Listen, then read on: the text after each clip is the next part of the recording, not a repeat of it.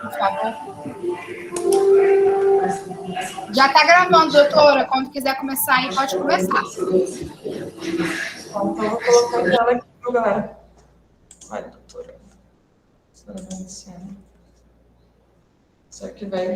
Bom, muito obrigada a todos. É uma honra e é com muita humildade que a gente pede a ajuda de todos os nossos professores, nossos colegas especialistas aqui de Campo Grande e da hepatologia da Unifesp, que é uma referência para todos nós.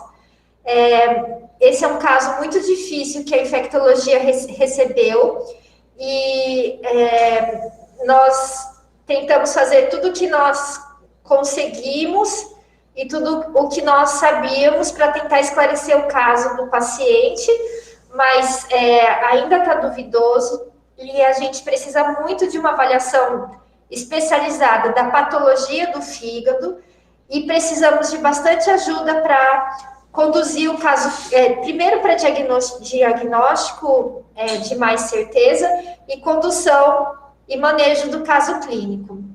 Então, eu sou Silvia Errara, essa é a nossa residente de primeiro ano de residência de infectologia, Emily, e ela vai apresentar o caso para a gente. Boa noite, gente. Tá dando para escutar direito? Porque eu falo baixo mesmo. Tá Se eu dando falar para escutar rápido, sim. Parece um cutucão aqui. Tá, nosso paciente, identificação dele é RNG, 48 anos, sexo masculino, branco, casado, ele é caminhoneiro, natural e procedente de Três Lagoas, aqui do Mato Grosso do Sul. Nossa primeira consulta e contato com ele foi no dia 14/1/2021. Mas a história dele começa em fevereiro de 2020, onde ele iniciou com um quadro de tosse seca, com febre não aferida e uma sudorese noturna. Ele fez escarro com baciloscopia, primeira e segunda amostra negativo. Ele foi no pneumo, fez uma TC e teve um diagnóstico sugestivo de TB por imagem. E aí ele iniciou o Coxip com 5 comprimidos dia, no dia 22/4/2020. Doutora, só um segundinho. Pode falar. Tem uma apresentação em PowerPoint? Tem uma apresentação. Não entrou? Ué? Tira a apresentação e apresenta agora de novo, porque como você estava apresentando antes, tem gente que não está conseguindo ver. Mas é fácil, é só parar de apresentar e depois apresentar novamente. Parar. Isso acontece às vezes. Foi mal, vai. Tava bem minha cara de nervosa aqui, né? Tiago, da radiologia. Isso, agora tá indo, tá todo mundo vendo? Quer que eu volte do começo? Pode, eu acho que é melhor, porque tem gente que não vê. Começa de novo, Emily. Tá, vou voltar. Ó, o nosso paciente é RNG, ele tem 48 anos, sexo masculino, branco, casado, ele é caminhoneiro, natural e procedente de Três Lagoas, aqui do Mato Grosso do Sul. O nosso primeiro contato com ele foi no dia 14/1/2021 e ele permanece internado até hoje com a gente. A história dele é que em fevereiro de 2020, ele iniciou com uma tosse seca, com uma febre não aferida e uma sudorese noturna. Ele fez o escarro com a baciloscopia primeira e segunda amostra negativo, aí ele foi no pneumo, fez uma TC e pelo diagnóstico de imagem sugestiva, ele iniciou com o esquema de Coxip, 5 comprimidos dia, no dia 22/4/2020, né? E ele também foi para gastro, porque ele estava referindo uma epigastralgia, mas foi liberado para iniciar o tratamento. Em 2020, em junho, com 45 dias de tratamento, ele começou a ficar ictérico, ter mal-estar e com a epigastralgia. Iniciou com prurido e com uma história de emagrecimento de até 15 quilos. Aí teve a suspensão do tratamento dele. Em junho, ele voltou a apresentar tosse, mas ele continuou sem tratamento para TB. No dia 25/8, já tinha 2 meses de tosse, ele procurou um infectologista e continuou investigando o caso dele, e no dia 28, ele iniciou com tratamento de novo com Coxip 4 comprimidos ao dia.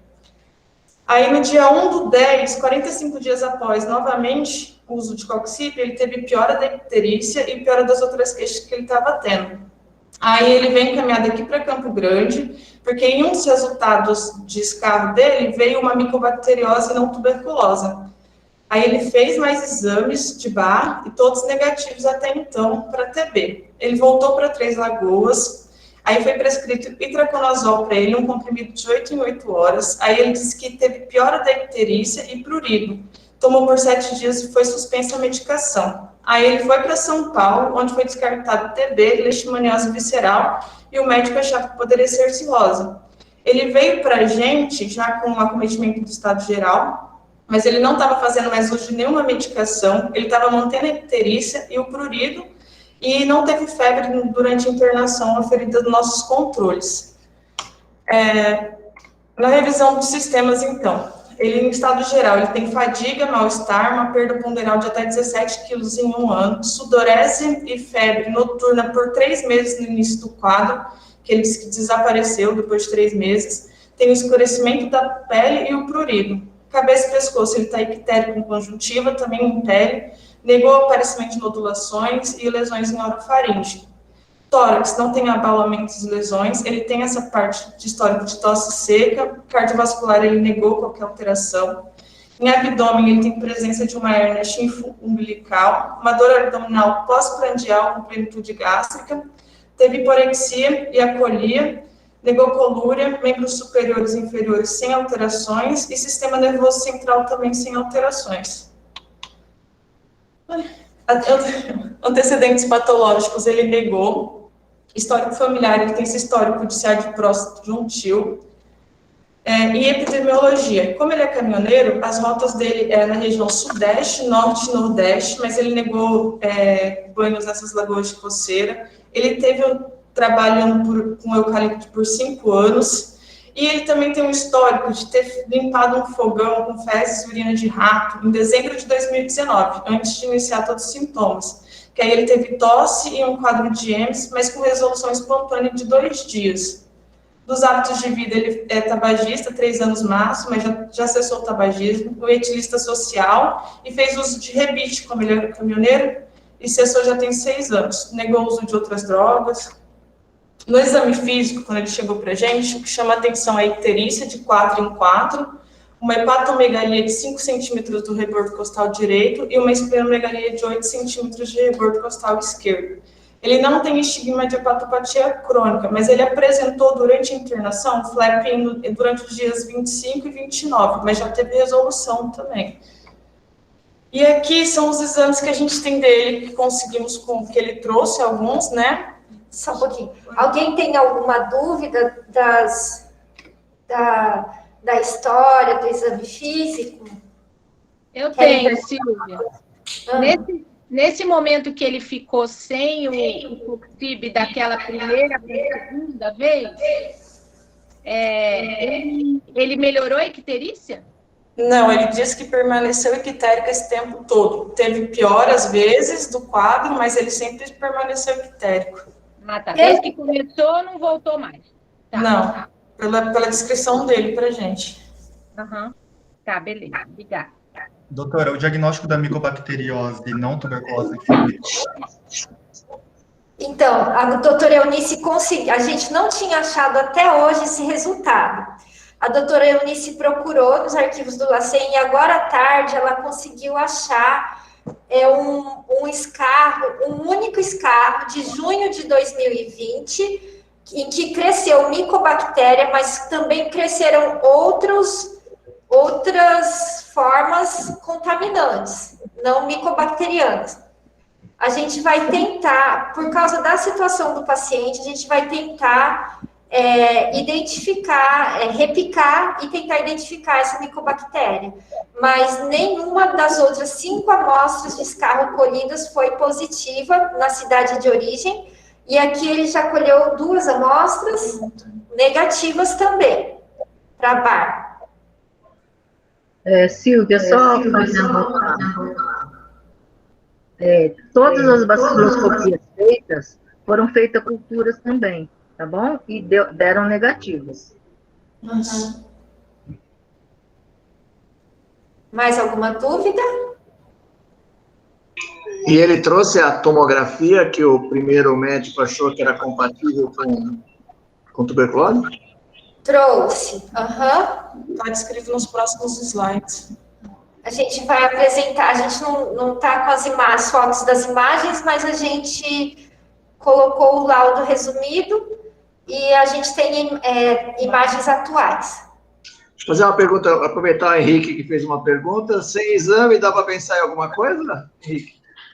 Professor, é um paciente que tem um quadro, estamos no Brasil, né? Um paciente que tem um quadro clínico de tosse seca, eu acho que uma tosse, um paciente sintomático respiratório, né? Deve ter uma tosse crônica, febre e sudorese noturna. Com uma imagem, um diagnóstico preditivo, presuntivo, eu pensaria sim em tuberculose. E eu acho que foi uma boa hipótese, sim, com certeza. Então, esse segundo médico que atendeu, apesar de ouvir essa história, ele repetiu o mesmo esquema. Você acha esquisito? Esse paciente tinha mais de 70 quilos, né? Antes dele emagrecer, sim. Antes dele... Tá. Né? O VIP, né? Estava na dose correta, no caso. Acima de 70 quilos, 5 comprimidos da ocasião, né? Que eu acho que o primeiro diagnóstico seria uma hepatite medicamentosa, né? Foi suspenso o tratamento, não houve melhora, e mesmo assim o novo médico reintroduziu o mesmo esquema. Doutor, ele tinha alguns, que a senhora vai falar dos exames, mas ele tinha algum exame prévio ao tratamento, com aumento de transaminases? A gente tem exames dele aqui, a gente vai mostrar. Tá bom, vou esperar, então. Então, vamos em frente. Não, mais para entender por que houve uma tentativa no mesmo medicamento, supostamente causador da icterícia. A recomendação aí seria reiniciar droga por droga, de uma em uma. Eu também não entendi porque é que começou tudo de junto de novo. Eu entendi também que não houve melhora, né? Sem melhora da icterícia, ele resolveu reintroduzir. E a gente tem aqui a evolução dos exames, olha. Tá dando para ver? Tá sim, doutora, tá dando para ver. Tá. Então, olha, ele começou o Coxip em abril de 2020. Em fevereiro, ele é o único exame que ele trouxe para a gente de fevereiro de 2020, apenas com sintomas, sem nenhum medicamento. Ele estava uma única ALT de 53 para um normal de 41. Aí ele começou o Coxip em abril de 2020 e em julho de 2020 interrompeu o tratamento porque houve o surgimento da icterícia, que ele estava com uma direta de 2,93 e indireta de 1,86, sem alteração de albumina, e foi interrompido o Coxip. Ele ficou sem medicação e 2 meses, um pouco menos de 2 meses depois, em agosto, ele reiniciou o Coxip com 4 comprimidos, porque já tinha perdido bastante peso. Só que aí, com 40 dias, 45 dias mais ou menos, ele notou novamente icterícia. Eu acho que ele amenizou a icterícia e aí exacerbou, porque deve ter subido acima de 2,5, 3,5, começou a ficar carente. Mas ele ainda não tinha alteração de albumina. Aí, em novembro, mesmo depois de interrompido o Coxip em setembro, ele persistia com alteração de aminotransferases e a bilirrubina só subindo mesmo sem nenhum medicamento mais. Por causa da história de manejo de aves, daquela história de mexer com fogão, resto de fezes de aves, ratos, foi pensado numa micose sistêmica e sugerido introduzir itraconazol empiricamente. Ele tinha hepatosplenomegalia, a gente tem histoplasmose, criptococose aqui em Mato Grosso do Sul, mas o paciente não melhorou e ele ficou mais ictérico, então em 2 semanas no retorno foi suspenso o medicamento. Então, desde dezembro ele está sem nenhum medicamento.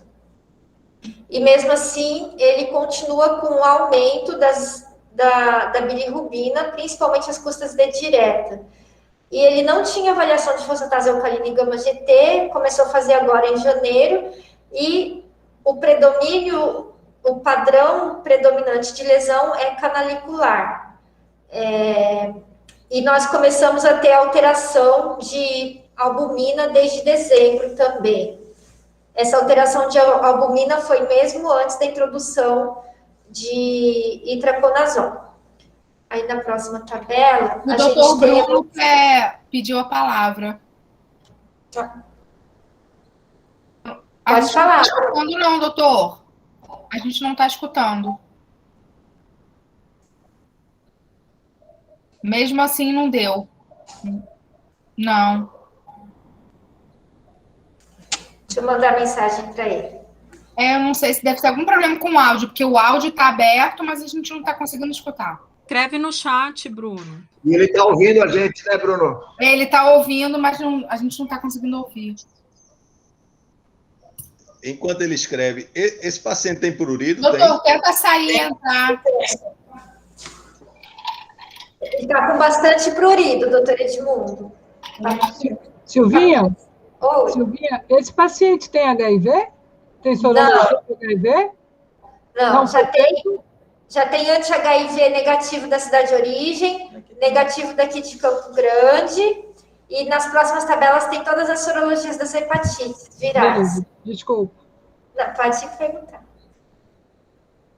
Enquanto o Bruno escreve, vou passar para a próxima tabela. Do ponto de vista hematológico... Ele escreveu aqui, doutora, desculpa. Ele falou que o paciente referiu melhora do quadro clínico após a introdução do Coxip nas 2 vezes. Isso. Ele melhorou temporariamente.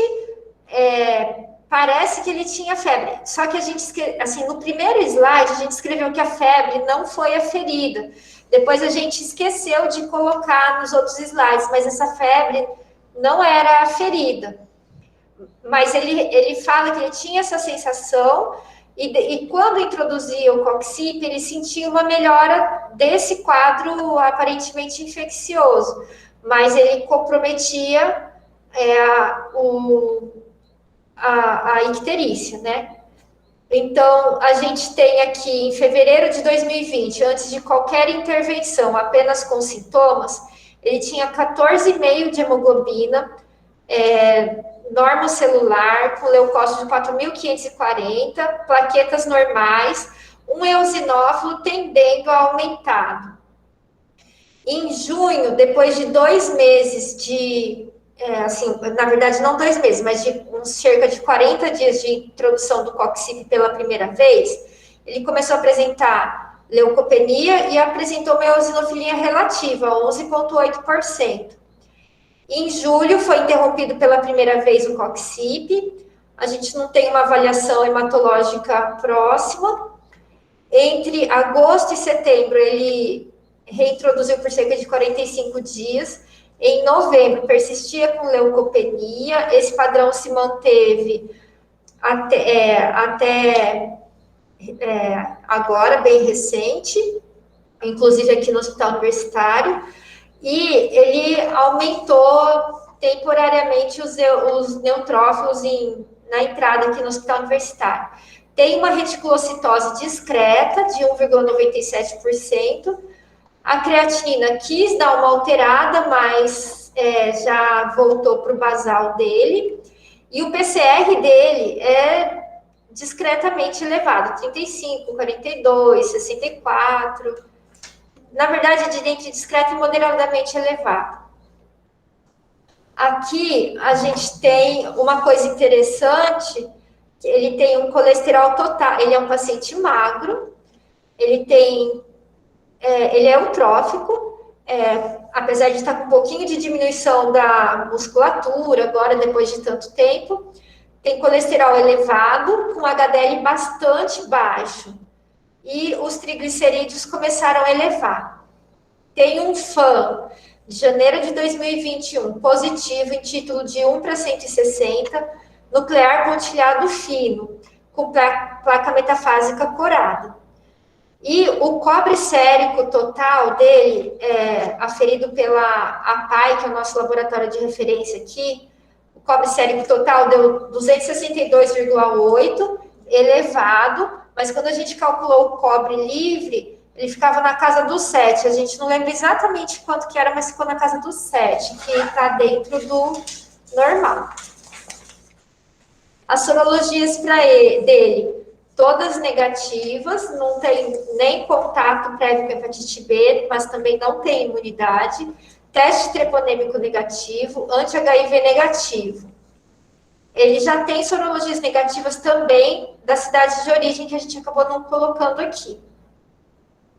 Doutora, eu acho que a doutora Elze pediu a palavra ou...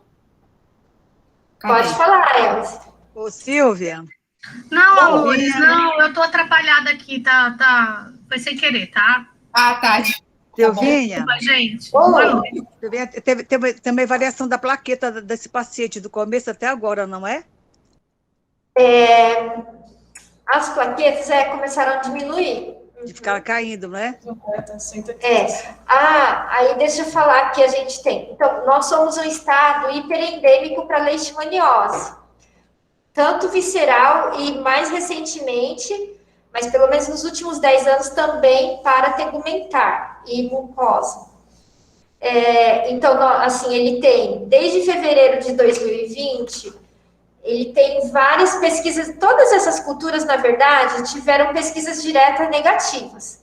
E aqui foi colocado cultura negativa, porque a gente não achou esse resultado de micobacteriose, mas a doutora Eunice procurou agora nos arquivos do Laboratório Central e encontrou que foi nessa cultura de junho que cresceu uma micobactéria atípica, só que ela foi considerada contaminante. Mas ela tem essa cepa estocada e ela vai tentar fazer a identificação da cepa. A gente tem disponível também teste rápido molecular, o GeneXpert, que em novembro de 2020 foi feito em uma amostra de escarro também não detectável. Temos teste tuberculínico de janeiro de 2021 não reagente.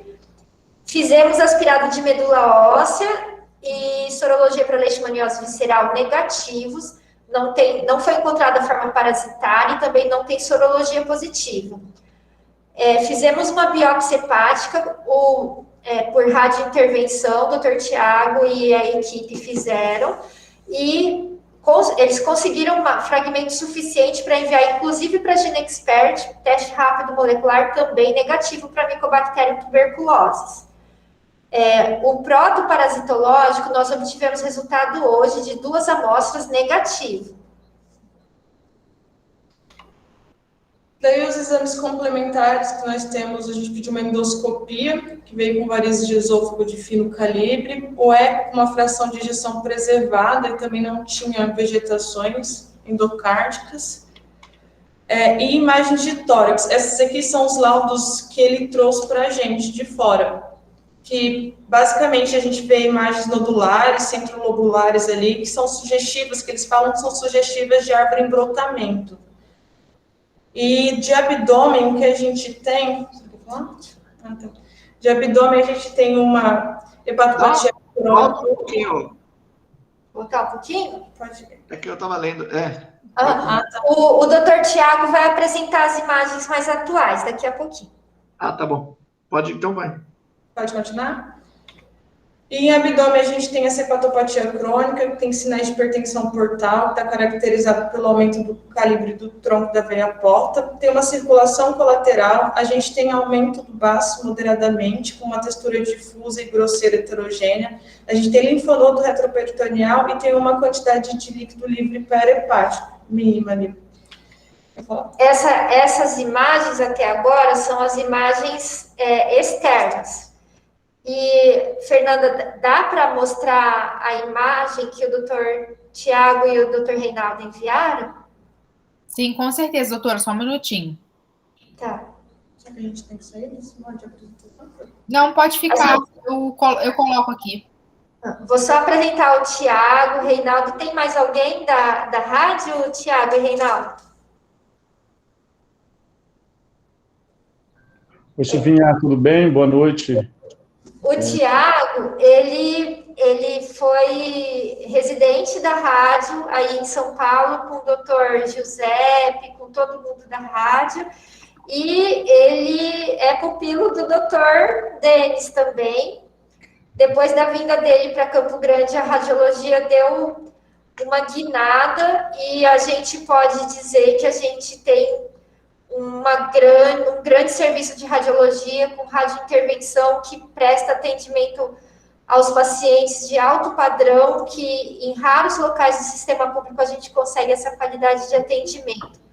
Agradeço muito a participação da equipe da radiologia hoje. Ô, Silvinha, muito obrigado. Obrigado. Você quer que eu coloque? Vocês. Bom, a tomografia... O senhor quer que eu coloque naquela ordem? Tá, vídeo 1, vídeo 2, pode ser? Pode ser. Eu vou comentando, eu acabei vendo esse exame hoje ainda, está bem fresquinho na memória, e aí você pode ir passando, acho que até para todo mundo dando uma olhada.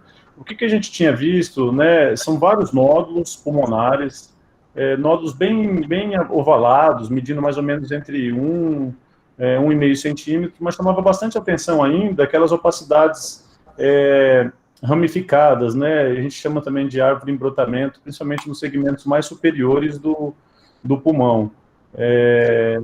Lembrando bastante aquele aspecto da tuberculose, né?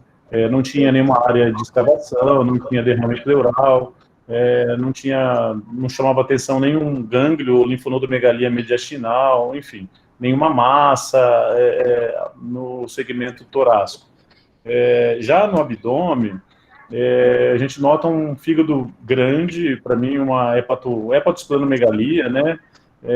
Um fígado com aspecto crônico, já com aqueles contornos já mais irregulares, um aspecto de uma hepatopatia crônica, além de múltiplas pequenas imagens celulares, não só no fígado, mas também no baço. Acho que dá para ver principalmente no baço, né? A imagem fica mais evidente, além de já um sinal de hipertensão portal com circulação colateral. A gente nota uma recanalização já da veia para-umbilical. Notamos também alguns linfonodos retroperitoneais. Eu acho que são linfonodos até com aspecto reacional, não são aquelas linfonodomegalias. Não achei, não havia pelo menos uma ascite, né, no exame, lesões ósseas ou outras regiões fora do sistema hepatobiliar e esplênico, também não notamos nada além disso. Agora, o que chama muita atenção são essas áreas nodulares no fígado e principalmente no baço, do ponto de vista radiológico, mas não nada parecido com um hepatocarcinoma ou alguma coisa assim. O aspecto chama bastante atenção para a hipótese de alguma coisa já mais infecciosa / inflamatória. Tiago, você acha que seria uma doença crônica de base com alguma coisa em cima? A impressão que dá pela história, né, e tudo, me pareceu um fígado crônico agudizado, vamos dizer assim. Ele tá um fígado ele é um fígado que não é um aspecto normal, um pouco irregular, com essa circulação colateral, mas um fígado grandão, né? Então dá uma sensação de ser algo crônico, agudizado por algum fator aí que acho que é o grande X da questão. Para essa imagem aí do baço, isso aí não poderia ser infarto esplênico, não? Doutor, o aspecto não chama atenção, realmente são bolinhas, né? No infarto esplênico a gente vê mais aquelas áreas em cunha, um defeito mesmo de perfusão. Aqui realmente são ou são lesões sólidas ou são cistos.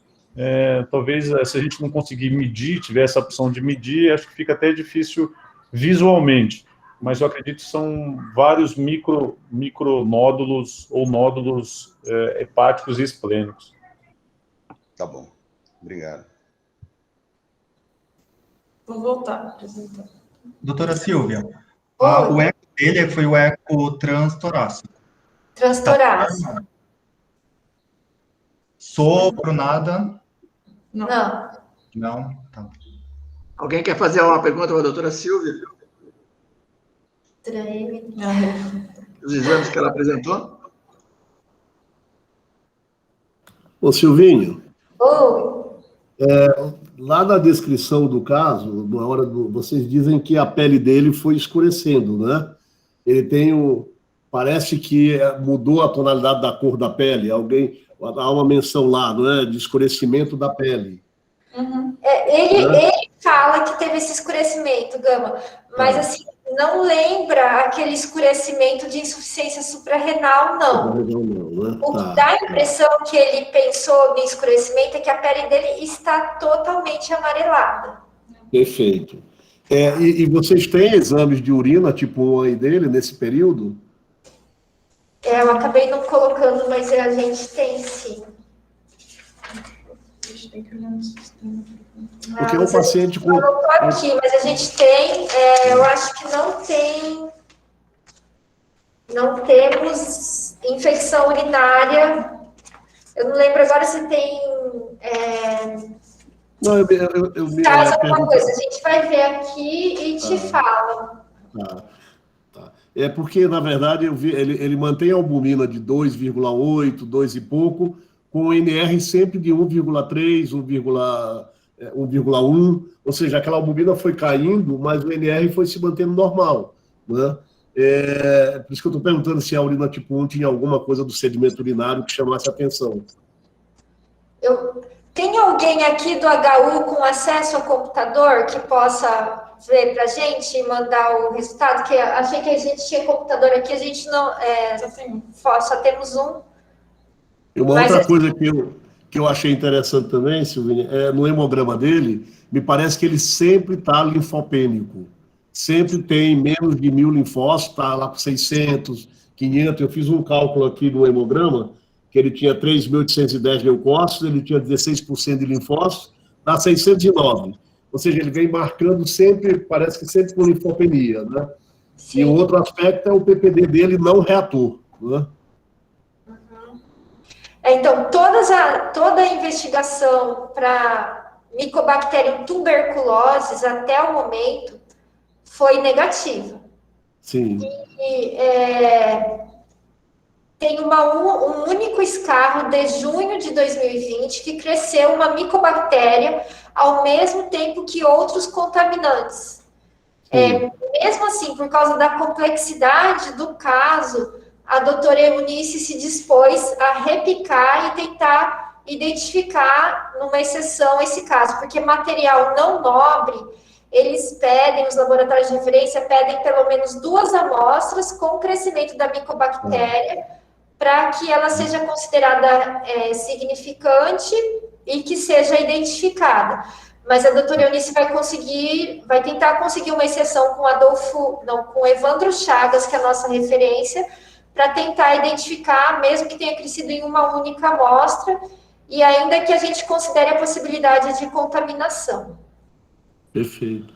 Não, eu estava pensando, vendo outro raciocínio, mas perguntar porque eu tenho dúvida, se ele tivesse, por exemplo, esses micronódulos pulmonares fossem da tuberculose, que ali no fígado tivesse tuberculose, que aquele no baço também fosse, enfim, ele teria uma doença de padrão miliar. O PPD desses pacientes com tuberculose miliar, eles são mais frequentemente reator ou não reator? Não reatores. Não reator, né? Tá. Só que aí, Gama, o que a gente costuma ver nessa situação é uma condição clínica muito mais dramática do que a atual num paciente para que já esteja com 1 ano de quadro clínico, né? A gente pensa que seria uma condição bem mais grave, bem mais debilitante. E outra coisa, vocês não pensaram em ir à medula óssea, fazer um mielograma e fazer um bom estudo ali das linhagens para ver se tinha alguma... A gente tem alguma dificuldade a gente tem apenas 2 hematologistas no hospital e eles estão com bastante demanda. Quando a gente, geralmente, a Infecto mesmo faz o aspirado de medula óssea, e aí quando a gente tem uma dúvida cruel, assim, que foi até bom você lembrar a gente disso, a gente vai pedir para que eles revisem a lâmina do ponto de vista hematológico. Isso. Na verdade, o doutor Jair fez, só que ele ainda não respondeu formal para a gente. Legal. Ele disse que na parte hematológica ele não acredita que tenha nada. E a resposta medular dele está sendo aparentemente adequada, porque ele, pelo menos do ponto de vista da série vermelha, ele está produzindo reticulócito adequadamente. Mas, assim, a gente está esperando a resposta da hemato também. Eles já estão envolvidos no caso. Silvinha, o Tiago falou que achava, do ponto de vista dessa tomografia recente, que ele tinha uma doença crônica do fígado e que agudizou.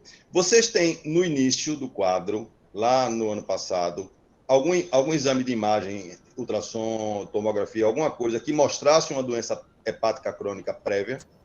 Algum indício? Não, ou isso doutor. tudo começou de agora? Você não tem essa documentação anterior? Não. O que a gente tem história, quando ele foi começar a primeira vez o tratamento com Coxip, o pneumo pediu para que ele passasse num gastro também, porque ele tinha epigastralgia, foram feitos exames e o gastro notou pelos exames que ele tinha uma provável esteatose hepática e uma gastrite. Ele fez uma endoscopia lá no início também, só que não temos a endoscopia inicial, a gente não tem. A gente tem uma endoscopia atual com varizes de esôfago de fino calibre. Então, Silvinha, esse diagnóstico de esteatose foi por ultrassom? Foi ultrassonográfico apenas. Agora nós temos biópsia. Tem duas perguntas no chat, que é da doutora Mariana Soares. Ela pergunta se tem sorologia para exossomose. Foi pedido, mas ainda não saiu o resultado. E se vocês fizeram uma colangiografia por ressonância magnética? Ainda não. Está solicitado.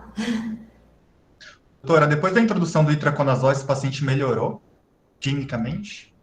Não. Não. Teve piora da icterícia e em 2 semanas, que foi o período de retorno, foi suspenso. Tá bom, obrigado. Doutora Elza quer comentar esse fã que a Mariana está achando que ele poderia ser uma dica para uma doença autoimune.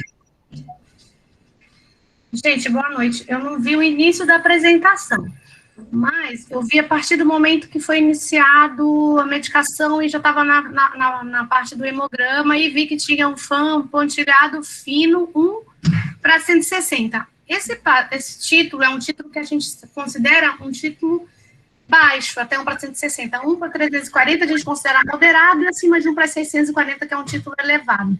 Nesse padrão pontilhado fino, é um padrão que, quando ele está em baixos títulos, ele pode estar relacionado com o uso de medicamento, com a idade do paciente. Então, é um padrão que, se ele tivesse 1/640, a gente valorizaria mais do que nesse título de 1/160.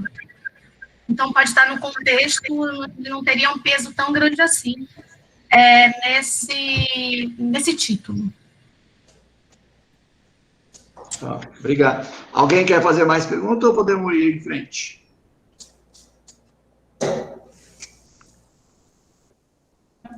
Vamos lá? Tá dando para ver aí? O slide? Sim. Sim. Esse aqui é o laudo da nossa tomografia daqui, que o doutor já explicou. Eu coloquei algumas imagens para ficar mais estático, para observar.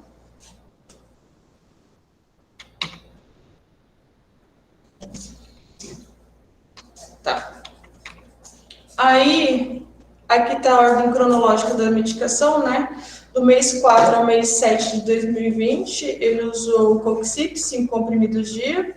Do mês 8 ao mês 9, ele usou também o Coxip, 4 comprimidos dia. E no mês de dezembro, que ele fez uso de itraconazol. E a gente foi investigar também se ele tomava algum chá, né? Que tem alguns que são hepatotóxicos, mas ele disse que só fazia uso de chá de boldo mesmo.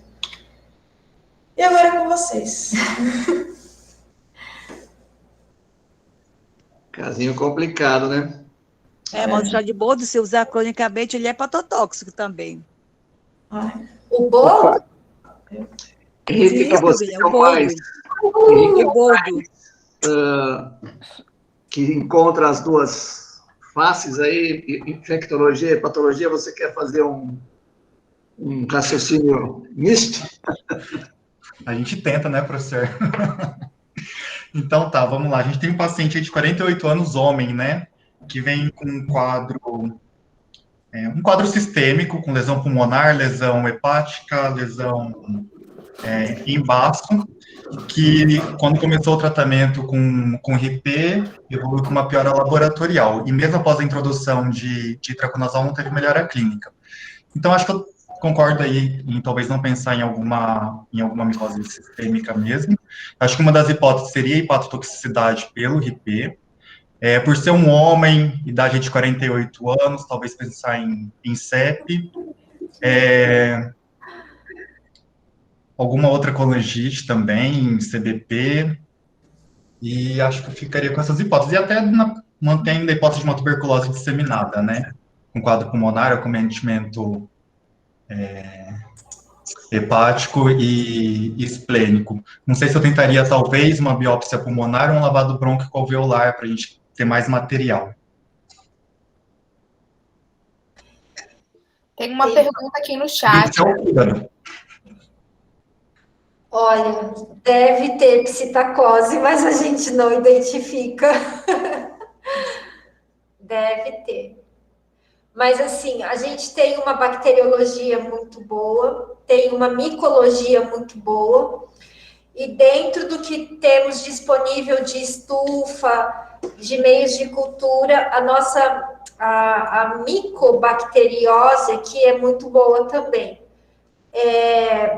Mas, assim, a gente não tem caso identificado neste serviço de psitacose. E a gente é referência para cerca de 75% do estado.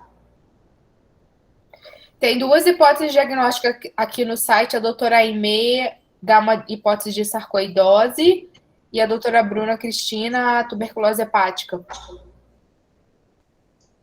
Gente, do ponto de vista hepático, Edmundo, você vai falar uma coisa? O Ed está com sono. O que a gente tem é uma colestase. E do ponto de vista medicamentoso, eu não sei se alguma dessas drogas tem um perfil bastante colestático como essa, das drogas que ele usou. Então, não sei se seria a principal hipótese para o quadro ictérico. Agora, a gente não tem o que foi perguntado, né, que seria uma colangiorressonância, pelo menos para descartar uma doença biliar, que eu acho muito que, como a Virgínia bem lembrou no começo, uma colangiopatia pelo HIV, se a gente tivesse eventualmente esquecido de fazer isso, né? E até nós tivemos alguns casos de apresentações de doenças colestáticas em paciente imunodeprimido, já com as doenças geralmente infecciosas, com os mais diferentes agentes etiológicos, levando a uma colestase. Inclusive CBP. Inclusive CBP. É que como ele é homem com 48 anos, eu acho que ele tem a obrigação de descartar uma série, como o Nico falou, né? É só canalicular elevada, gente? Eu perdi. Aminotransferases normais e gama-GT e fosfatase elevada?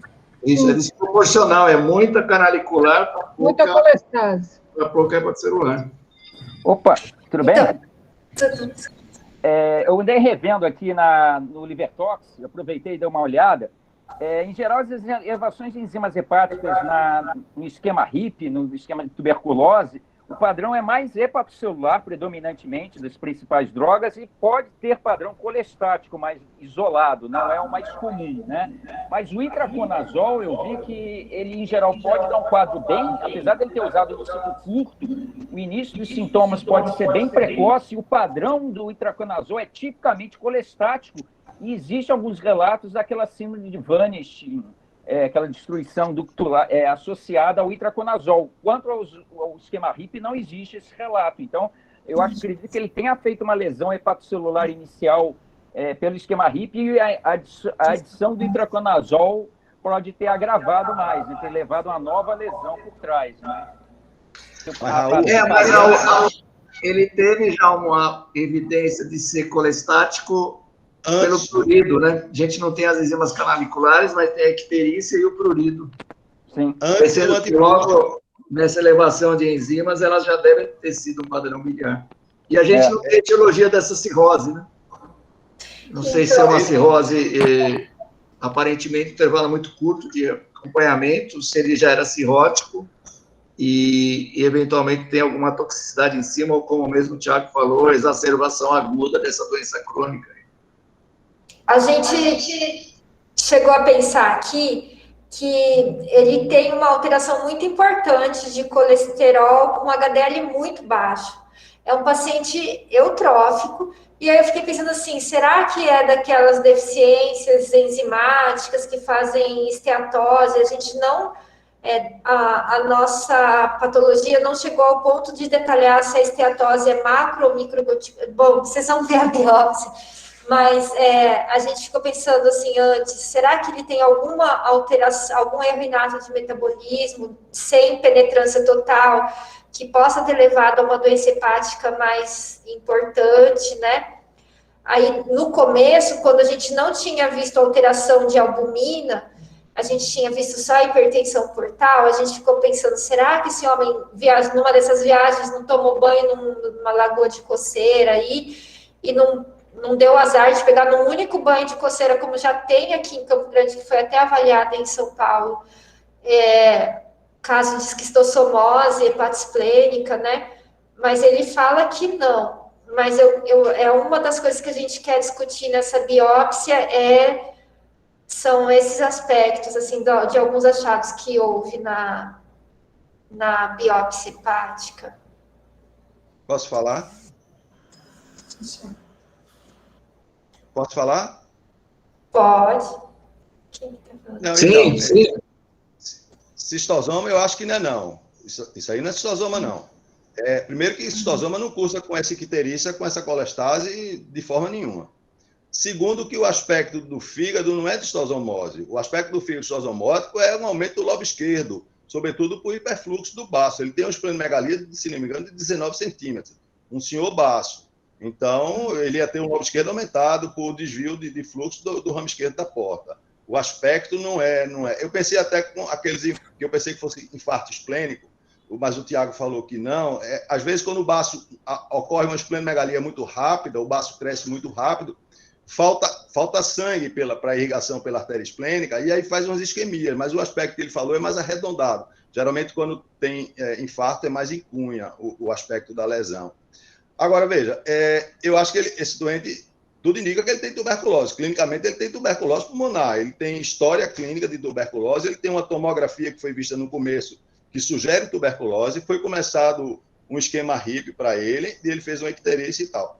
Então, a questão é, será que ele tem, como o Raul falou, geralmente a hepatotoxicidade por HIP é por aminotransferase, é necrose hepatócito, acima de 3 vezes o limite superior do basal do doente. E ele não fez hora nenhuma, ele fez umas transaminases muito bobinha. Agora, ele fez essa colestase, eu não sei se essa colestase foi alguma coisa induzida por alguma das drogas do HIP, que não é comum, mas eu acho que pode ser uma reação idiosincrásica. Ele tem alguns aspectos que falam a favor de reação idiosincrásica, ele tem uma eosinofilia, ele tem uma eosinofilia, ele tinha outra coisa também, que agora eu me esqueço, que fala a favor. Tem um FAM positivo, apesar de baixo, é 1 para 160. Para homem e tal, esse FAM a gente tem que, de alguma maneira, valorizar. Eu não sei se a droga induziu alguma hepatotoxicidade, uma colestase, um adile, pela uma das drogas, aí teria que se ver dessas 4 drogas que ele usou, que desencadeou o processo. Ou se a própria droga desencadeou um fenômeno autoimune, que agora está sendo mantido depois que disparou um gatilho. Então, tem que se ver. Agora, de qualquer forma, como o Eduardo falou, eu acho que uma colangio-ressonância é fundamental para esse doente, um antimitocôndrio é fundamental, apesar de ser homem, um ANCA, um P e um C ANCA também devem ser, e talvez se com essas coisas não se conseguir definir a etiologia, pensar eu não sei a biópsia hepática, eu não entendi bem. A biópsia foi feita? Isso a gente vai apresentar. E como é que são os ductos biliares? Como é a via biliar na biópsia? Ele tem preservação de ducto biliar, ele tem proliferação... Tem que esperar um pouquinho, Ed. Tem que esperar um pouco. O doutor Caio vai falar sobre a biópsia. O Caio vai falar. Agora, a pergunta para o Thiago. O Thiago achou que tinha esteatose no fígado? Não sei se o Thiago ainda está. Naquela época. Tudo bem? Me pareceu um pouquinho de esteatose, sim. Talvez até nesse caso, como o fígado já tem um aspecto até um pouco mais cronificado, talvez até o ultrassom seria até melhor que a tomografia para nos dizer isso. Mas eu tenho a impressão, sim, de ter uma esteatose. Eu não lembro do aspecto ecográfico, né, ultrassonográfico, mas na tomografia tinha, sim, um pouco. Se tem esteatose, isso fala mais a favor de uma doença hepática crônica recente, porque se fosse já uma cirrose antiga, possivelmente não teria mais sido visto esteatose no exame de imagem, coisa, porque aí vai desaparecendo com a cirrotização. Eu vou voltar um pouquinho à apresentação dos exames, porque eu não sei se a gente pulou a parte dos autoanticorpos, mas a gente tem os autoanticorpos. Tá dando para ver? Tudo negativo, né, doutora? Tudo negativo. Não reagente. O AMA não reagente, antimusculo liso não reagente. Foi feito até ceruloplasmina, ela está elevada, e cobre sérico total elevado, mas o LIV normal. A gente não tem a dosagem das imunoglobulinas, não temos anti-LKM1, e o nosso serviço aqui do Hospital Universitário não tem aparelho de ressonância magnética.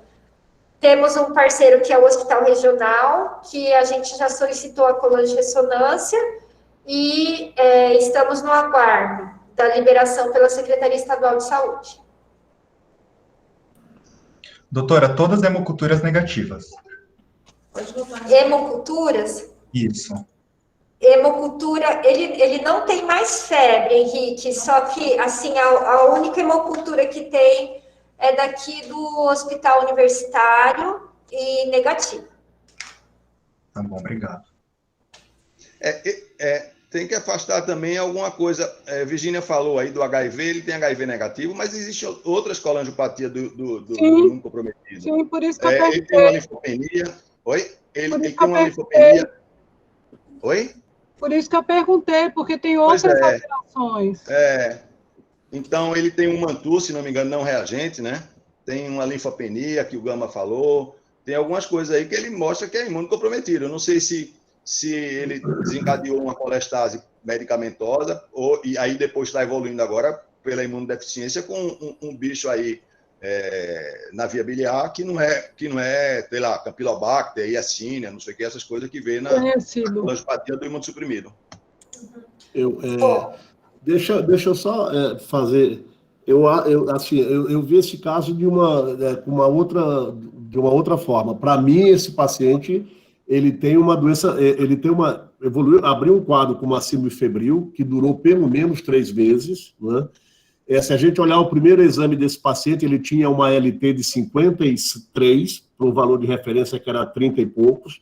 Não tinha, naquele momento, enzimas canaliculares, mas parece que ele já tinha ali algum acometimento hepático, porque aquela LT já não era normal lá no início, né? Depois ele evolui com piora clínica, icterícia, enzimas canaliculares sobem, há suspeita de uma tuberculose com aquele padrão de lesão nodular no pulmão, mas a gente olha para esse pulmão, a gente olha para o fígado doente, olha para o baço com aquele aspecto nodular também. Aquilo não é uma esplenomegalia homogênea de uma hipertensão portal, como habitualmente a gente vê. Tem aqueles nódulos, né, distribuídos no parênquima esplênico, como se ele tivesse uma doença sistêmica. E aí, tuberculose é um bom diagnóstico? Acho que continua sendo. Mas será que ele não pode ter tuberculose mais uma outra doença, né, granulomatosa? 2 associações, né? Porque é muito estranho que me chamou a atenção o PPD não reator, me chamou a atenção a linfopenia desse paciente, né? Então, se a gente olhar para situações que ele tem aí um comprometimento imunológico, sem sombra de dúvidas, né? Eu acho que a consequência disso é a doença subjacente que ele tem, né? E em termos de doenças sistêmicas, né, aquilo que pode dar alergia ao PPD, por isso que eu perguntei a tuberculose miliar, eu tinha dúvida, mas vocês já me responderam que ela é mais frequentemente PPD não reator, mas alguém colocou aqui, eu não sei quem perguntou assim, isso pode ser sarcoidose, né? E aí ninguém mais comentou nada, né? Mas assim, a sarcoidose, ela faz PPD não reator, a sarcoidose cursa com linfopenia, a sarcoidose é doença pulmonar, é doença parenquimatose hepática com colestase, esse baço pode adoecer dessa forma, ela pode ser uma causa de hipertensão portal, e pode haver tuberculose com sarcoidose concomitante. Né? Pode haver, existe uma forma que eles chamam de sarcoidose miliar, que mimetiza muito o comportamento da tuberculose. Muito. E aí, nesses casos de tuberculose, de sarcoidose miliar, eles descrevem, inclusive, a concomitância de tuberculose. Né? Porque quando a gente olha para a etiopatogenia da sarcoidose, há lá uma história muito antiga dizendo que antígenos do micobactério tuberculose podem ser fator etiopatogênico para a sarcoidose. Né? Então, tem um trabalho que Raul vai levantar já aí para a gente, porque ele faz isso em 30 segundos, de relato de casos, né? Acho que são 27 casos de sarcoidose miliar, em que parece-me que 8 tinham tuberculose concomitante. Né? Então, assim, a impressão que eu tenho é de uma doença sistêmica, é de uma doença com repercussão em vários órgãos, né? E eu vejo dessa forma. Mas poderia ser só sarcoidose mesmo, né, Gama? Sem estar associado com a Sim, poderia ser só sarcoidose, né? Mas aí eu acho que foi o colega lá de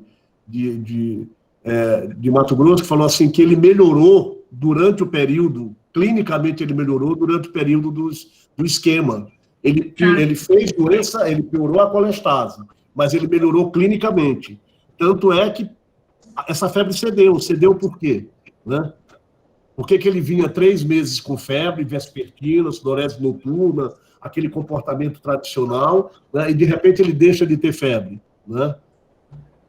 Então, acho que tem aí uma síndrome febril crônica, hepatosplênica, com esse padrão colestático, que evoluiu com hipertensão portal, e eu acho que aí as coisas devem caminhar por esse... A dosagem de, talvez, a enzima conversora da angiotensina, que é uma... a dosagem de cálcio. Isso, para sarcoidose. Cálcio sérico, cálcio urinário. Se bem que a enzima conversora, né, ela tem muito mais utilidade na doença aguda. Sim. Né, que é em 80% dos casos. Né? Na doença crônica, ela já não sobe tanto, né? Mas e por isso que eu perguntei sobre a medula também, né? Se tivessem estudado a medula, ver se lá não tem granuloma, né? Imagina que esse fígado venha com granuloma e esse granuloma seja pobre em linfócitos, né? Tenha granuloma epitelioide, pererê, parará. Aí a coisa vai, né, deslanchando. A gente está anotando aqui, vamos pedir, vamos ver se a nossa salvadora, que é a PAI de Mato Grosso do Sul, consegue para a gente a dosagem da ECA, vamos ver. Bom, podemos seguir, não riam das nossas hipóteses diagnósticas e infectológicas, tá? Não é, mas acho que vale a pena lembrar, nessas formas de evolução, com esse baço com nódulos, né, não esquecer das doenças linfoproliferativas. Mas o hematologista já disse que lá na medula parece que está tudo ok, né? Mas acho que nas hipóteses diagnósticas entraria. Tem febre prolongada, tem linfopenia, tem hepatospleno, enfim. Será que ele não entraria aí o diagnóstico das doenças linfoproliferativas também? O Gama desafiou o Raul, ele já pôs um artiguinho no grupo, tá? Já respondeu aí? Gente, quem acompanhou o caso do meu irmão, que quase foi a óbito, era TB, viu? Não acharam esse De jeito nenhum. Só quando fez teste terapêutico e a melhora veio. Então, é sempre uma interrogação aí importante. A gente olhar, como o Edmundo falou, parece que esse paciente tem uma TB, né? A gente pensa em primeira, segunda e terceira hipótese. Mas acho que a sarcoidose também é uma hipótese aí muito, muito boa. Vamos ver o que vem pela frente. E só uma coisa que eu achei interessante também, foi chá verde, o que ele usava em excesso? Chá de boldo. Chá de boldo. Eu tive um caso que foi até apresentado como um relato de caso no SBAS, pelos alunos da LID, que era um paciente que fazia chá de boldo de excesso. Ele tomou um comprimido de diclofenaco e aí fez uma DILI que foi para 5.000, 7.000 de enzima. Então, só as hipóteses são todas aí muito, muito boas. Vamos lá, vamos aguardar, vamos ver essa evolução aí. Tá dando para ver o slide, galera? Só para, olha, o Raul colocou o caso e o baço do paciente, embora seja mais grosseiramente aqui nodular, né, tem um monte de imagem aí sugestiva. Entrou a tela dos slides? Entrou, doutora. Quem não está conseguindo ver, vai ali onde está escrito 70, clica e procura a Karenina e clica no nome dela que vai aparecer a aula. Bom, então, nossas hipóteses diagnósticas e infectológicas, então, doença hepática induzida por droga, a gente interrogou rifampicina, isoniazida e pirazinamida. Todas as três têm predomínio de alteração hepatocelular.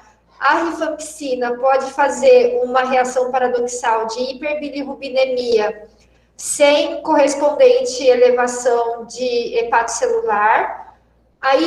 E a lesão, em geral, se instala 6 semanas após o início dos medicamentos. Isso diferencia um pouquinho da isoniazida, que em geral começa 3 meses depois do início da droga. E a diferença é que o que não fala a favor é que o uso da rifampicina e isoniazida, quando cessado, eles melhoram em geral rapidamente a alteração hepatocelular e a icterícia, o que não aconteceu nesse caso. Quando a icterícia persiste com o uso mesmo sem uso da rifampicina, em geral é porque há uma doença hepática subjacente. A pirazinamida pode fazer uma lesão hepatocelular mais duradoura, pode levar, em alguns casos, em muito menor proporção, mas pode levar a alteração colestática e, inclusive, a casos com icterícia clinicamente aparente e hipertensão portal também. Mas, em geral, também associada com doença hepática de base. Sarcoidose foi nossa segunda hipótese diagnóstica. CBP, nós sabemos que tudo fala contra, mas a gente não quis deixar de colocar, por causa de alguns achados da biópsia. A gente sabe que ele é homem, que ele tem AMA negativo, mas vocês vão ver depois por quê. E colangite esclerosante primária, apesar dele não ter aos métodos já empregados, ultrassonografia e tomografia, ele não tem alteração visível de via biliar significativa. E tuberculose pulmonar a gente também deixou, só que a gente sabe que a sensibilidade de nenhum dos métodos é 100%, mas a gente começa a deixar um pouquinho de pensar um pouco menos. Mas isso que vocês ressaltaram, que a gente não tinha, pelo menos eu não tinha focado muito, que ele melhorou depois. Por que ele não apresentou mais febre depois dessas 2 tentativas? De repente, porque se fosse só sarcoidose, talvez ele não tivesse melhorado da febre, né? Então, é uma consideração importante. A conduta foi tudo isso que a gente já fez. endoscopia, eco, nova TC de tórax, abdômen, os resultados foram descritos, aspirado de medula óssea, discussão do caso com a equipe da gastroenterologia, que sugeriu e foi realizada biópsia hepática e biópsia esplênica também. Ele é um paciente, no momento, Child B, foi iniciado propanolol, como ele teve esse flapping durante uns 4 dias, mais ou menos, foi colocada uma lactulose, ele estava não totalmente constipado, mas com menos de 2 evacuações ao dia, foi colocado sertralina para o prurido intenso, e a gente mantém hidratação via oral, orientação de hidratação via oral abundante para ele, e também a gente está fazendo hidratação EV.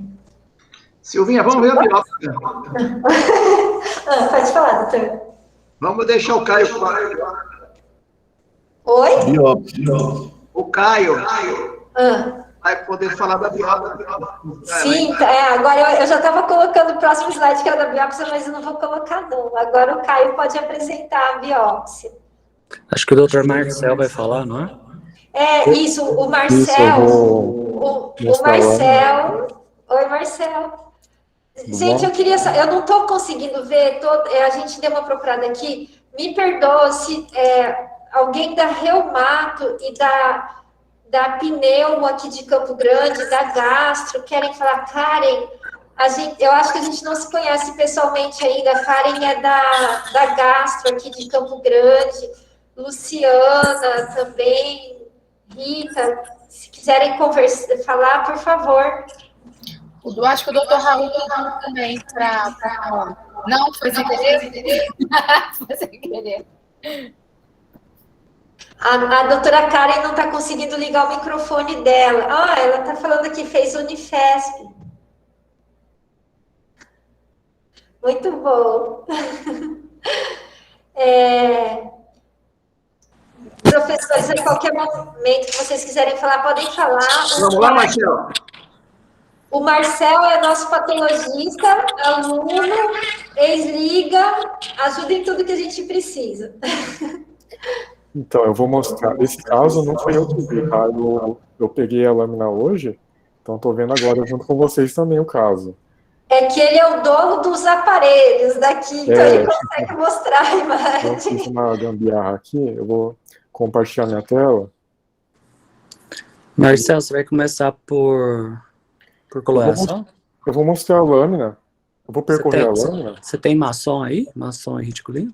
Não foi feito maçom nem colorações especiais. Então aí a gente já tem um prejuízo para avaliar se tem doença crônica de base. Pois é. Eu vou dar uma percorrida, aí o Caio vai ajudando. Eu tô vendo a tela na metade. Apareceu para vocês? Aham. Ixi, para mim não. Apareceu, sim. Sim. Tá aparecendo. Caio, se você não estiver vendo... Agora sim. Apareceu? Então, eu vou começar falando então, Caio, aí você vai complementando então, pode ser?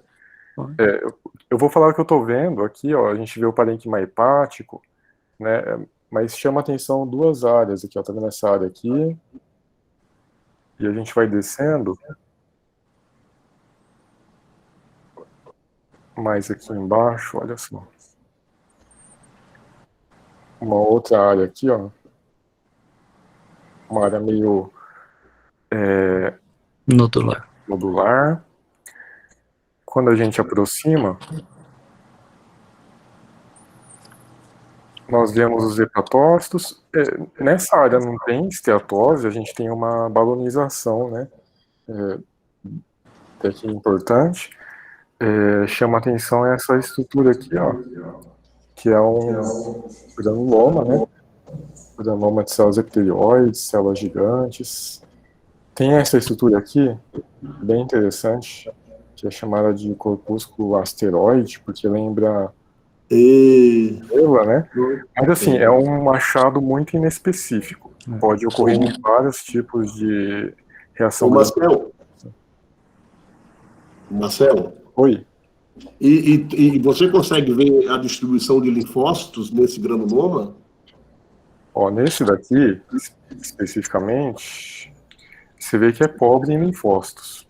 Né? Tá vendo aqui em volta? Não tem muito. Exato. Mas aqui embaixo... Deixa eu voltar aqui.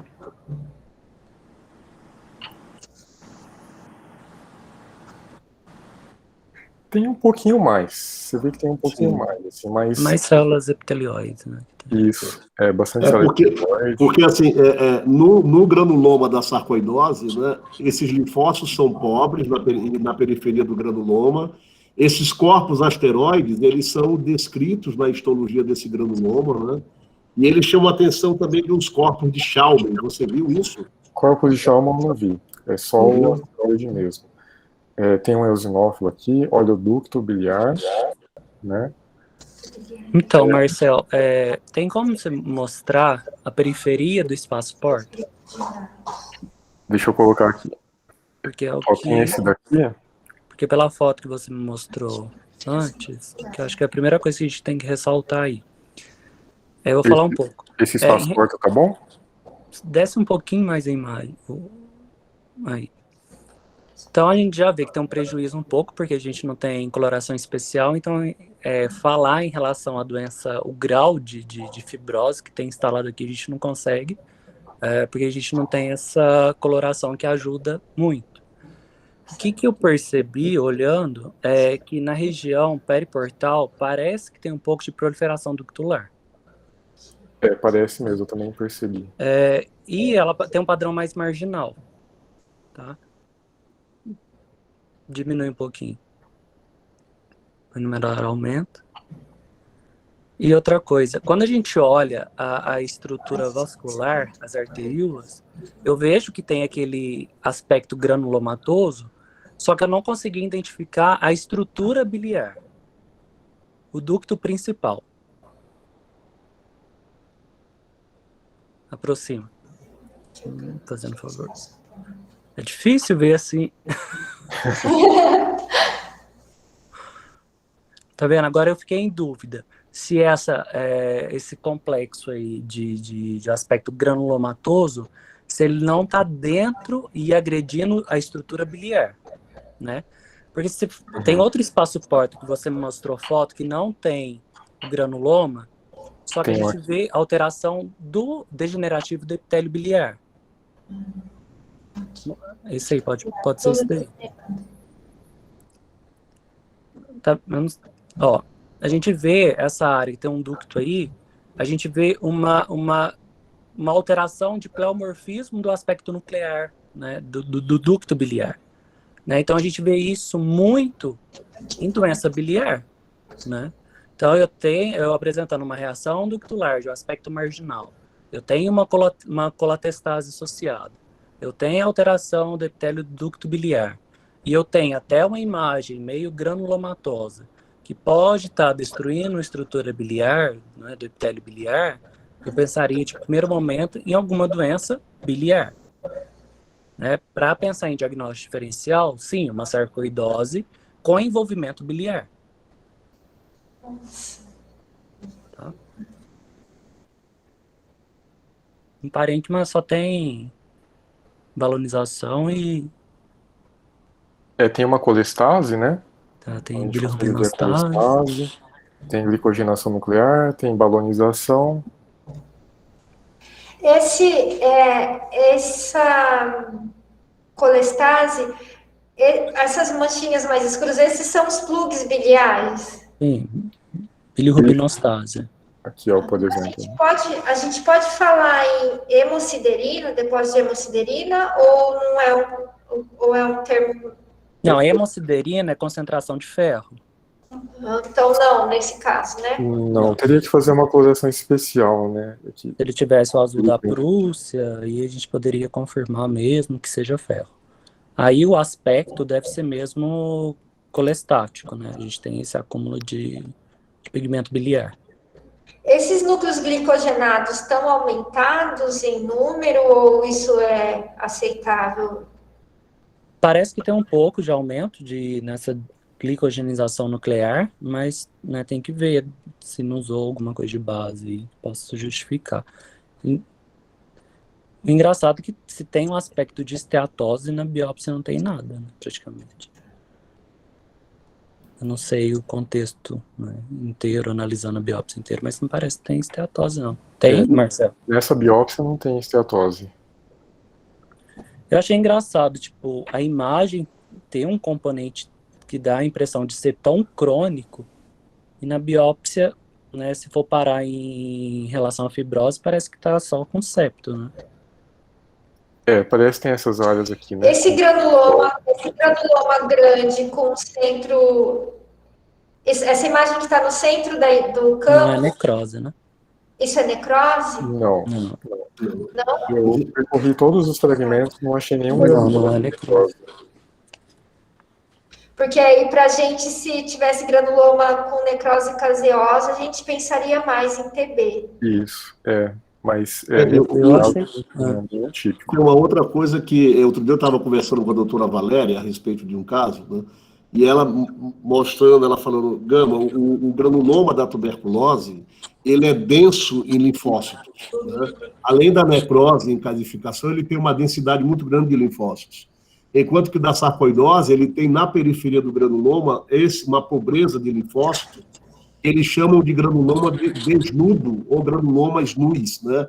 E aí o Marcel falou a respeito dos corpos asteroides, e aí ela tinha me dito, inclusive, que quando você faz a impregnação argêntica da peça, da lâmina, você identifica esses corpos asteroides que são muito sugestivos de sarcoidose, que você não observa, por exemplo, na tuberculose, você não observa em outros granulomas.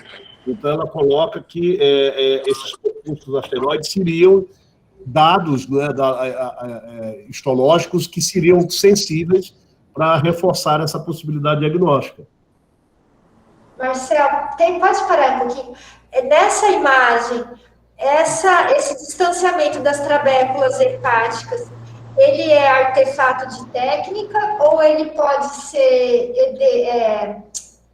congestão sinusoidal, alguma coisa assim? Tem uma dilatação, mas não sei se é significativo. O que você acha, Caio? Na verdade, cortou o áudio para mim. É dilatação sinusoidal. Você acha que tem alguma importância nesse caso aqui? Eu acho que não tem sinal, nada de bloqueio de fluxo venoso, nada não, que justifique. Acho que uma coisa não é tão exuberante, não, para pensar. O que chama de alteração principal é portal, né? Então, essa inflamação com essa reação ductular e a formação granulomatosa que dá a impressão de envolvimento do ducto biliar. Isso que eu fiquei encucado, se não tá destruindo o ducto isso aí. Eu não consegui ver, né? Mas você classificaria como teria ductopenia, tá associado? Dá para? Eu olharia, eu investigaria a ductopenia aí.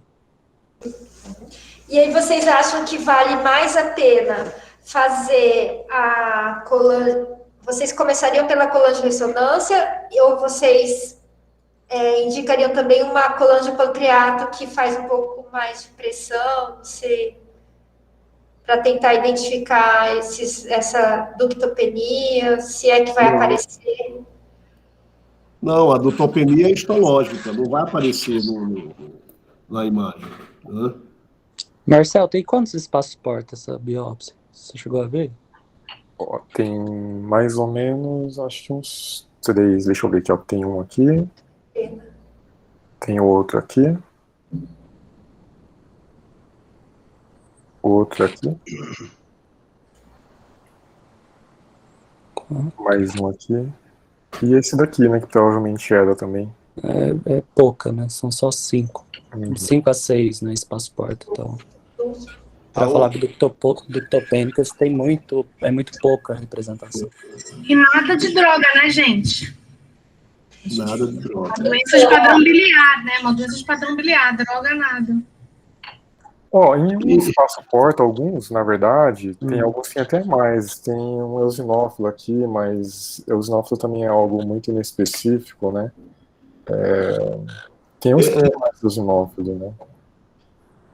Não é específico. Né? É muito pouco também, né? Então, ficaria mais uma doença portal. Eu pensaria em mais uma doença biliar avaliaria para ver se não tem uma ductopenia, e para diagnóstico diferencial, uma sarcoidose envolvendo a estrutura biliar. Porque ela, quando envolve a estrutura biliar, ela pode ter uma impressão, ter essa amostragem microscópica que se assemelha a uma colangite biliar. E aí, Silvinha, vocês não fizeram lâmpada de fenda para esse paciente para ver se ele tem uveíte? Não. Não, né? Pode ter acometimento, né? Uma sugestão seria fazer lâmpada de fenda, radiografia das extremidades, porque os pacientes com sarcoidose, eles não frequentemente, mas você pode encontrar lesões císticas nas falanges, assintomáticas, inclusive, do ponto de vista clínico, mas que são, quando o paciente tem doença extrapulmonar, essas lesões císticas, elas são mais frequentes. Então, radiografias das mãos e dos pés para procurar, cálcio urinário, porque eles podem fazer hipercalciúria, né? Acho que dá além da dosagem da enzima, fazer estender essa investigação, porque, deixa eu só ler um negócio aqui que eu acho, os granulomas da sarcoidose são geralmente uniformes na forma e no tamanho, sendo compostos por histiócitos de citoplasma amplo e eosinófilos. Em sua periferia, os granulomas sarcóides podem apresentar halos frouxos de linfócitos, sendo, por tal motivo, designados granulomas desnudos ou granulomas nus. A impregnação argêntica revela fibras de reticulina na periferia e no interior dos granulomas, aspecto não observado na tuberculose. E a esses achados nós denominamos corpúsculos asteroides, né? Além dos corpúsculos de Schaumann que eles fazem, que eles chamam a atenção, mas não foi visto nesse paciente. Então, esses dados estão... Parece ter um cheiro forte de sarcoidose, né? Silvinha, você falou que biopsiou o baço também? Oi? Biopsiou. A biópsia esplênica mostrou alguma coisa? Mostrou. Foi a amostra do baço para vocês, Marcelo? Eu tô com a lâmina aqui, mas assim, a lâmina tá bem ruim. O material tá muito autorizado, então fica até difícil a interpretação. Silvinha? Oi. Eu queria te fazer uma pergunta daqueles bichos mais esquisitos, que também podem ter doença granulomatosa, tipo aquele cat scratch, Bartonella. Existe alguma coloração também de imunistoquímica de doença infecciosa? Aí eu acho que o Caio pode falar, que pudesse agregar alguma coisa nessas lâminas?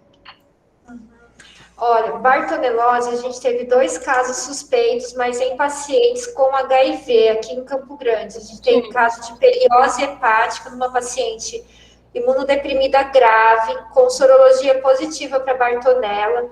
Não amplificou o DNA quando a gente foi fazer o PCR, mas a partir de lâmina, tentativa de recuperação a partir de lâmina parafinada, não amplificou. E nós temos um caso amplificado de Bartonella num paciente que foi fazer uma colecistectomia, achou um fígado estranho, foi biopsiado e viu corpúsculos hepatocitários estranhos, e aí a gente foi investigar, deu um PCR positivo. Só que a gente ainda não tem então, temos esses 2 casos, os únicos 2 casos identificados até o momento. Mas é impressionante que nós temos doença, a gente não consegue na rotina, depende de disponibilidade de reagente na pesquisa.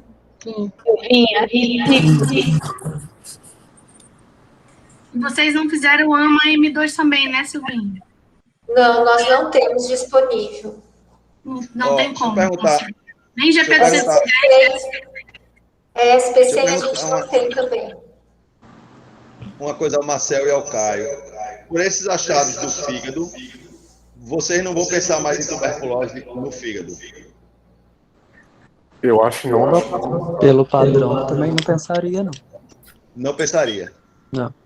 Ótimo. Eu entendi que o Caio achou que podia ser uma CBP e uma sarcoidose, é isso, Caio? Não, eu pensaria em CBP no primeiro momento, mas, igual eu falei, a sarcoidose, quando ela envolve a estrutura biliar, ela pode ter uma apresentação histológica muito semelhante com uma CBP. Então, eu não excluiria uma segunda investigação. Mas eu E você levantou a possibilidade de uma ductopenia. Aí, dá para a ductopenia a gente não consegue aqui porque tem 5 espaços portas só. Teria que ter pelo menos 10. Não adianta a gente tentar ver se tem ou não, porque está subestimado, subrepresentado. Talvez uma biópsia em cunha maior, não sei. Biópsia em cunha tem a questão de pegar a fibrose, pegar coisa subcapsular. É melhor uma biópsia por agulha mesmo, mas aí uma biópsia maior, né?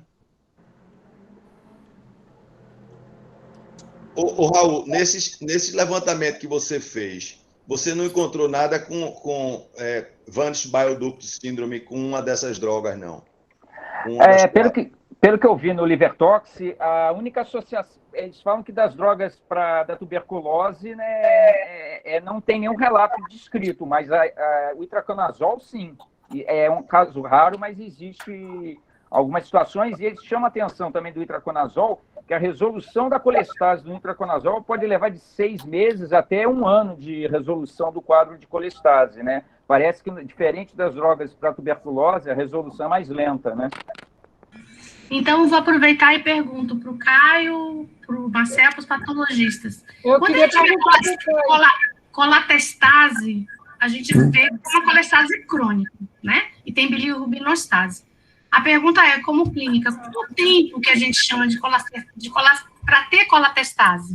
Porque quando eu vejo a Valéria descrevendo a presença de colatestase, sempre vem na minha cabeça uma colestase bem mais crônica e que isso não falaria a favor de droga. Estou errada? Sim, certo, sem dúvida. Para a gente ter o aspecto de colestase parenquimatosa, ou seja, bilirubinostase, a gente já vem uma cronicidade. É esperado a gente ter inicialmente uma colatestase para a gente ter uma evolução para bilirubinostase. Então é esperado um fígado mais crônico. O Caio, então, aprendi direitinho com a Valéria. Caio, eu queria te perguntar, ainda pensando em doença sistêmica e infecto aí, para a Silvinha também, a história daqueles fungos esquisitos, paracoco e outras coisas que possam ter envolvimento hepático e uma doença sistêmica de longa data. Eu não sei se também, mais uma vez, se teria algum pozinho mágico de coloração, alguma coisa imunistoquímica. Não, imunistoquímica para bicho, a gente não tem muita. Normalmente é centro mais, né, por exemplo, aqui em São Paulo, mais o Adolfo Lutz que tem. A gente consegue ter algumas bactérias, alguns fungos, mas a maioria a gente consegue identificar mais pelo olhômetro mesmo e coloração especial, né? Grockt, etc. Mas imune em si a gente é mais limitado. Esse material da biópsia dele. Olha, a gente, aqui em Mato Grosso do Sul, a gente tem... A doutora Ana Maria é uma das pessoas que tem a maior casuística de PB-micose do Brasil, se não da América Latina. A gente tem pesquisas avançadas em PB-micose, uma micologia de excelência. Aqui eles fizeram pesquisa de todas as pesquisas de bar que nós solicitamos foram concomitantes para a gente não deixa nunca de pesquisa de bar e fungos. E todas as pesquisas de fungos foram negativas, e ele tem sorologia para PB-micose no laboratório de pesquisa, que não tem mais alta sensibilidade, porque é uma limitação do método, mas eles fazem sorologia de muito boa qualidade. Para fungos, a gente consegue afirmar que parece não ter. Se a doutora Ana Maria quiser comentar também. Quero sim. Vamos falar um pouquinho da visão de infectologista, a visão de quem faz ambulatório de micoses e de tuberculose.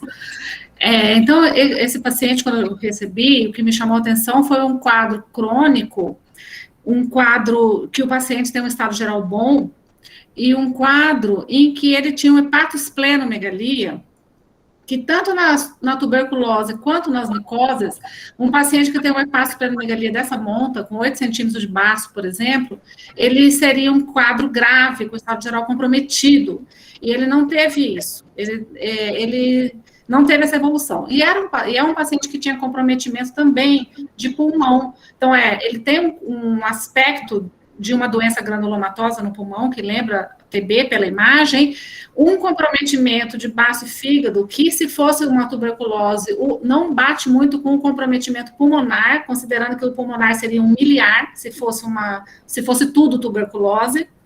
E se fosse uma dessas micoses sistêmicas, como o PCM ou a histoplasmose, a histoplasmose é que mais o diagnóstico diferencial com tuberculose, também não bate com a evolução clínica dele, de uma evolução com estado geral bom, muito lenta e com um comprometimento desse aspecto. Então, apesar e para as investigações, em geral, o paracóccise seria muito visível nesse histopatológico, porque ele é grande, e diferente do histoplasma, que ia precisar, talvez, uma coloração especial. Mas o granuloma deles também é um granuloma com bastante linfócitos. Então, o que me chamou a atenção primeiro, que essa esplenomegalia não me parece ser de hipertensão porta, apesar dele ter uma varize de esôfago de fino calibre, mas depois, vendo a biópsia, a gente vê que não tem uma fibrose que justifique tanta hipertensão porta, a meu ver, não sei. Enfim, para ser uma doença, uma única doença que possa explicar o comprometimento biliar e mais todos esses aspectos, granuloma no fígado e nós fizemos biópsia no pulmão, mas um aspecto de uma doença granulomatosa no pulmão, eu estou com o professor Raimundo Gama e quem comentou também a patologia, que está mais se aproximando de uma sarcoidose. Então, em relação às micoses e à tuberculose, meu ponto de vista é esse, é um quadro que, se fosse, seria mais grave do ponto de vista de estado geral. Deixa eu complementar uma coisa. A hipertensão portal, as varizes de esôfago, é por hiperfluxo, é uma hipertensão portal não cirrótica, essas varizes de fino calibre, é pela própria esplenomegalia que está aumentando a pressão portal por aumento de fluxo. A fibrose eu acho que não tem mesmo, não. Como o Caio e o Marcelo falaram, ele não tem uma doença hepática avançada.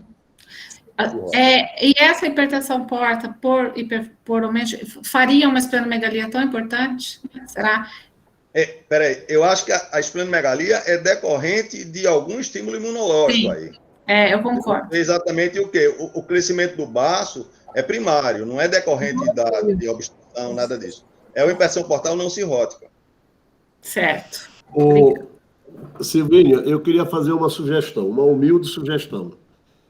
Eu acho, veja, esse paciente tem bom estado geral. A possibilidade de tuberculose, a doutora Ana Maria já falou que tuberculose biliar com esse envolvimento hepatosplênico seria, obviamente, um quadro mais catastrófico clinicamente para esses pacientes.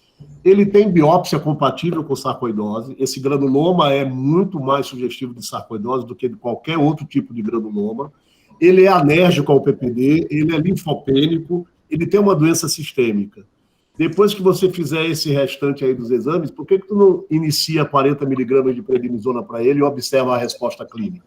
Sim, porque ele vai responder, você vai ver que ele vai começar a melhorar, entendeu? Você já tem a segurança de que ele não tem tuberculose. Você já tem a segurança de que essa doença granulomatosa não é infecciosa, né? Ela é imunomediada. Ele vai responder a corticoide nas próximas semanas, entendeu? Eu não sei se Silvinha vai ter coragem de começar o corticoide. Agora, o cara que fez a biópsia do baço vai.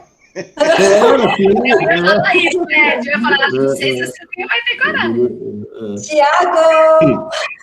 E uma coisa que seria interessante depois, na melhora clínica, você repetir o PPD desse paciente.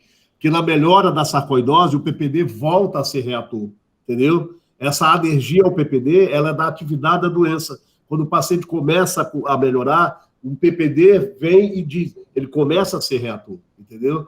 Então, assim, se eu tivesse com a caneta na mão, amanhã eu começaria. Prednisona, claro que eu faria ivermectina, profilática, entendeu? Direitinho, tudo bonitinho, mas eu começaria a corticoide com a segurança certa de que o tempo vai mostrar que esse paciente vai melhorar, né? É aquele bordão, né? Não sabe o que tem, dá mente cortei. Não, mas não é esse Mas a bordão, gente não. está quase sabendo o que ele tem. Os aspectos são compatíveis com, né? Então, é muito interessante. Eu vi a Patrícia, vi a Elza agora. E nas colestases medicamentosas também, muitas vezes as formas graves a gente acaba também pulsando também, de qualquer forma, né? Agora, a hora que você, por exemplo... De doença sistêmica, de tudo que a gente já leu, a sarcoidose aí é o que tá juntando, é o que mais junta, né? Exato. E aí, imagina daqui a um mês. Imagina daqui a um mês, você faz o hemograma, esse paciente já não tem mais linfopenia. Né? Daqui a 3 meses, tu faz um PPD, ele reatua, ele começa a melhorar clinicamente. É claro que essa colestase vai demorar mais, porque ele vai demorar a melhorar o padrão da icterícia, porque ele já é um colestático de meses. Mas eu tenho a impressão que ele começará daqui a pouco a voar com as próprias asas. E fundamental a colangio-ressonância, Silvinha, quanto antes. Tá. A gente vai tentar agilizar aqui. Então, a gente marcou colangio-ressonância, avaliação de fundo de olho, porque pode ser a sarcoidose, pode inclusive acometer o olho, raio-x de extremidades, beta-2 microglobulina, vocês ainda pedem para sarcoidose? Não tem. A beta-2 só vai dizer que ele tem uma atividade inflamatória. Tá. Cálcio urinário. O cálcio sérico dele, só de ver que está 10,1, com uma albumina de 2 ponto alguma coisa, provavelmente está elevado. Se tu corrigir pela albumina, esse cálcio vai estar alto. Entendeu? Então, é aquela história da 1,25 hidroxivitamina D estimulando o macrófago a secretar, entendeu? Cálcio, independente do PTH. Se tu dosar o PTH desse paciente, vai estar normalzinho. Entendeu? E tem a enzima conversora.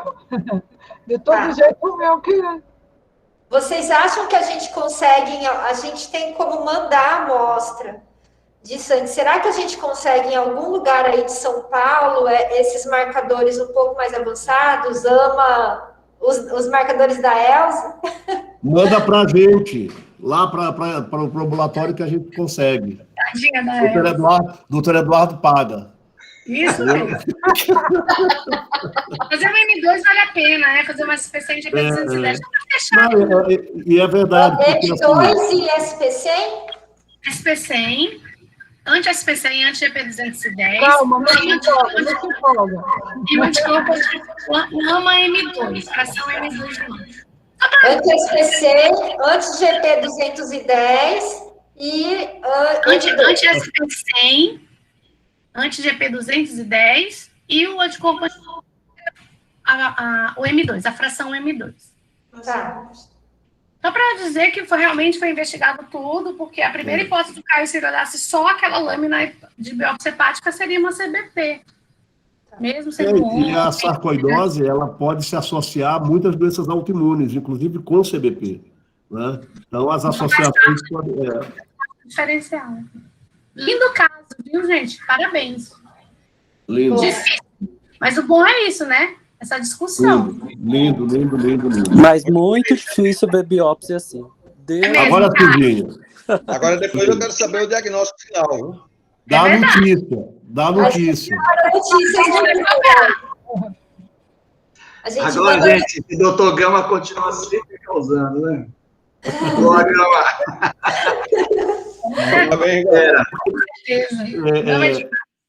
O próximo caso, semana que vem, vai ser... Silvinha, participa. Semana que vem. Que vai ser muito interessante também. É toda terça-feira, às 19. Mas, Eduardo, o Gama sabe antes do caso, né?